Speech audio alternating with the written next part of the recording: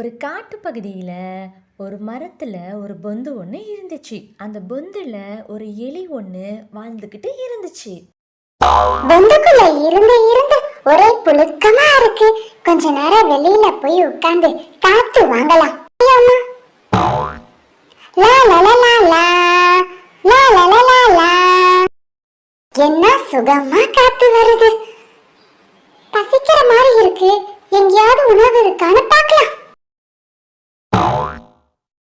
என்ன எங்கேயுமே உணவே இல்ல. ஆஹா, என்ன ஒரு அருமையான வாசனை. ஆஹா, இது கானோட வாசனை மாதிரியே இருக்கே. பக்கத்து காட்டுல சோள பயிர்கள்லாம் இருந்துருச்சு. அங்கிருந்து தான் இந்த வாசனை வருதோ, போய் பார்க்கலாம். அடடா, சோள பயிர்கள்லாம் முத்திருச்சா? கான் எனக்கு மிகவும் பிடித்த உணவு.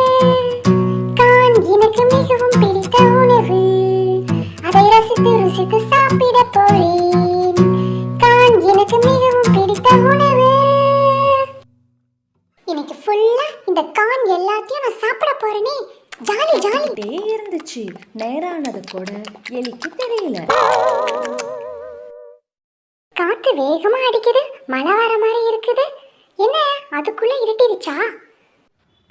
கான் தனக்கு பிடிக்கும் அப்படிங்கிறதுக்காக காலையில இருந்து நம்ம சாப்பிட்டுக்கிட்டே இருக்கிறோம் போல. சாயங்காலம் ஆயிருச்சாட்டுக்குதே. அச்சச்சோ, நாம நம்மளோட இடத்துக்கு போகணுமே.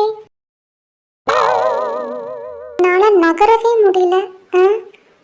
ஐயோ, என்னால நடக்கவே முடியலையே. மழையே வந்துருச்சு. இப்ப நான் போய் எங்கிட்டு ஒளியறது? இங்கிட்டா இல்ல அங்கிட்டா? ஐயோ, என்னால நடக்க வேற முடியல. ஐயோ அம்மா. எலி கான் தனக்கு பிடிச்ச உணவு அப்படிங்கிறதுனால அளவுக்கு அதிகமாக சாப்பிட்டு அதால் நடக்கவே முடியல. மழை வந்தது உடனே நிலத்தடுமாறி கீழே விழுந்துருச்சு.